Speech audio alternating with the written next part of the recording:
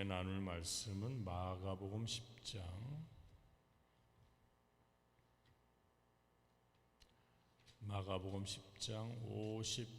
51절 말씀입니다.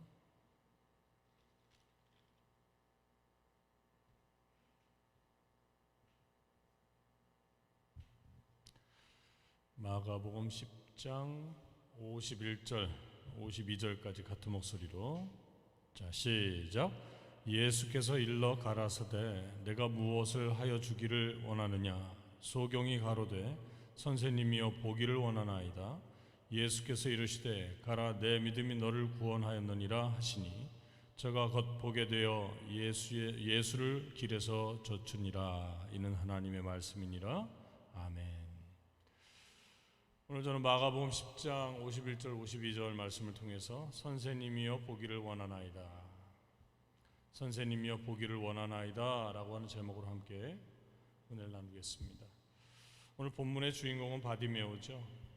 이 바디메오의 특징이 있다면 소경, 두 번째로는 그래서 거지로서 살아갔다라고 성경은 마태복음 20장 29에서 34, 누가복음 18장 35에서 43, 그리고 마가복음 10장 46절에서 52절까지 말씀을 통해서 우리에게 증거하고 있습니다.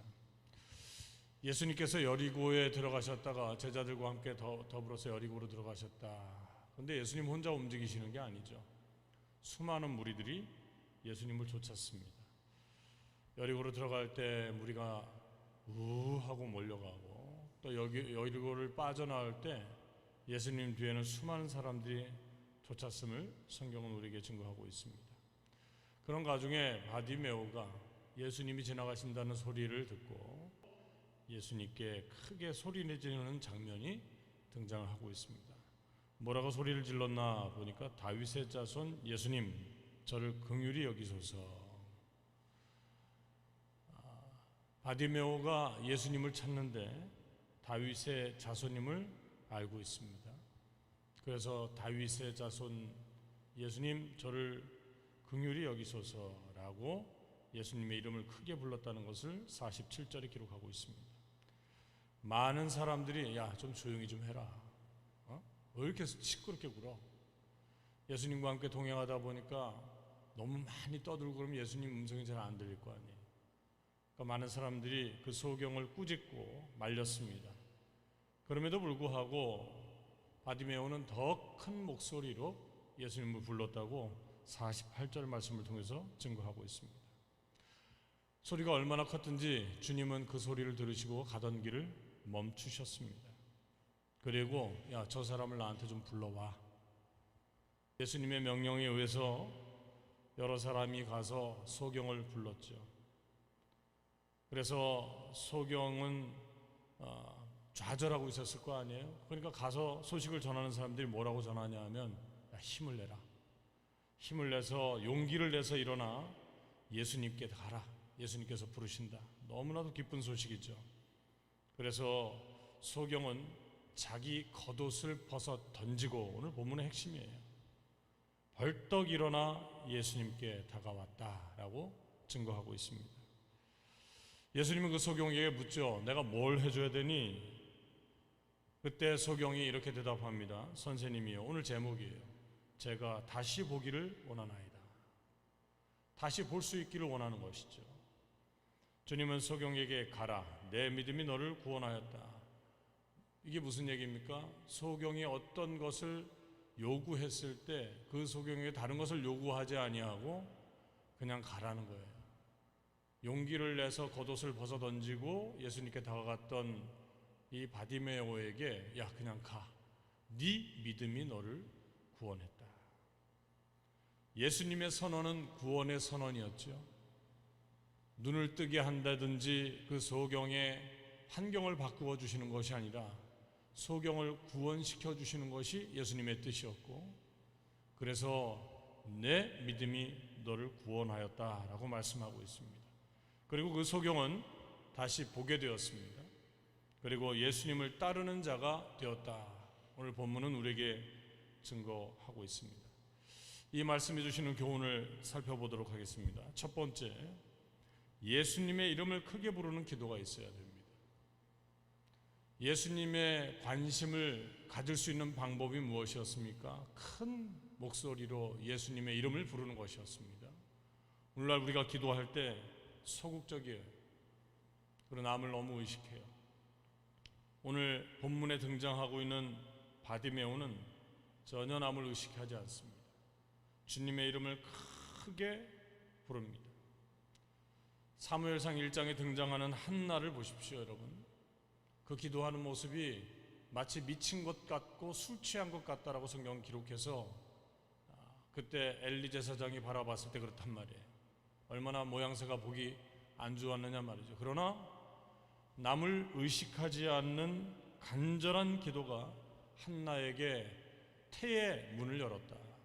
그래서 사무엘, 그 위대한 사무엘 선지자를 이 땅에 보내주셨음을, 한나의 기도를 통해 보내주셨음을 성경은 기록하고 있습니다.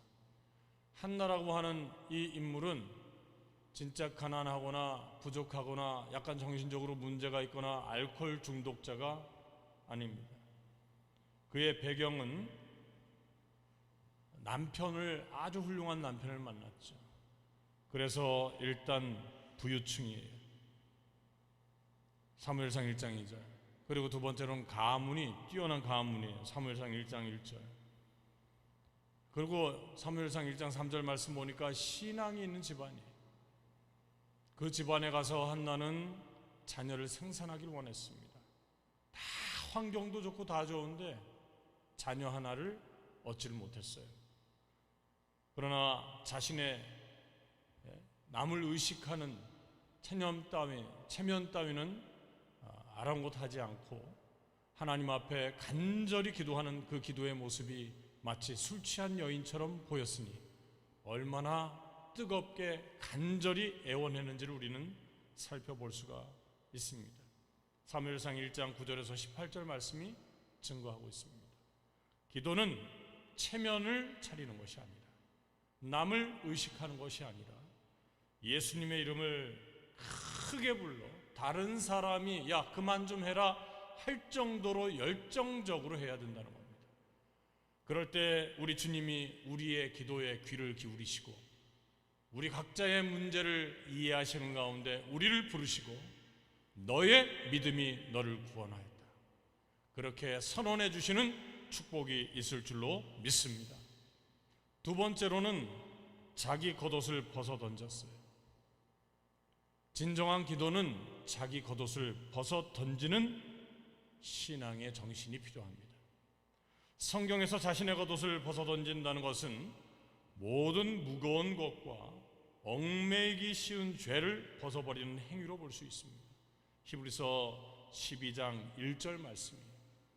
그동안에 살아왔던, 자신을 보호했던, 자신이 그래도 그나마 인정받을 수 있었던 이 겉옷, 자기를 가릴 수 있는 이 겉옷, 어떻게 보면 세상의 시각과 세상의 때가 묻은 죄성을 가지고 있는 이 겉옷을 벗어 던지고 주님께 강력하게 일어나 전진했던 그 바디메오의 신앙이 우리의 신앙이 되어야 될 줄로 믿습니다. 그럴 때 기적의 문이 열리는 거예요.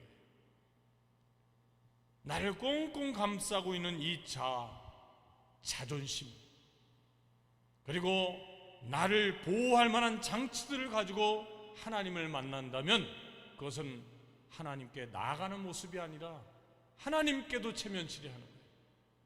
그러나 오늘부터 자기의 겉옷을 벗어 던지고 주님께 달려나아가 우리의 삶의 모든 문제를 해결받는 저와 여러분 되시길 주님의 이름으로 축원드리겠습니다. 바디메오의 간절함에 예수님은 가던 길을 멈추셨습니다. 그리고 바디메오의 소원이 무언지를 물었어요. 예수님이 구속사적인 측면에서 일보 전진하실 때입니다. 예수님의 공생의 3년은 온통 구약시대에 말씀하셨던 그 구원의 역사를 일구어 나가시는 스텝이었어요. 그 길이었습니다. 그럼에도 불구하고 가던 길을 멈추었다.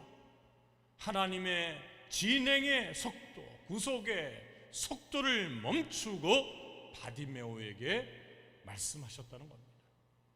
하나님이 정하신 뜻이 있을 겁니다.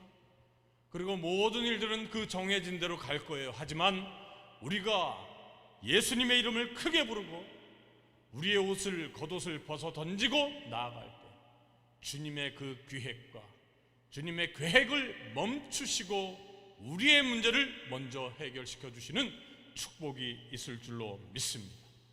그렇게 할 때 가라, 내 믿음이 너를 구원하였다.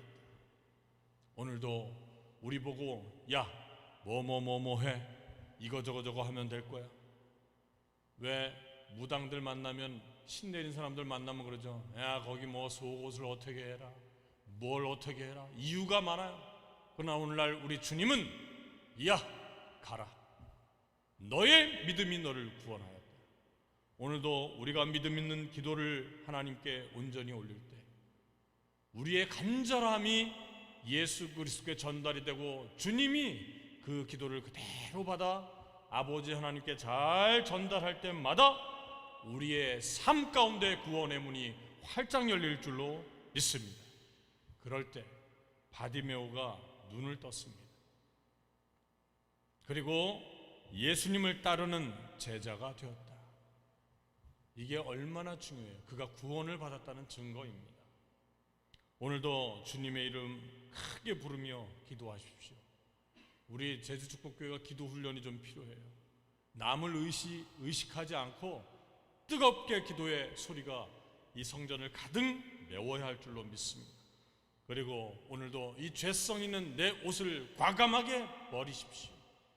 벗어 던졌다, 이 던지다라고 하는 성경에서의 이 단어는 매우 중요해요.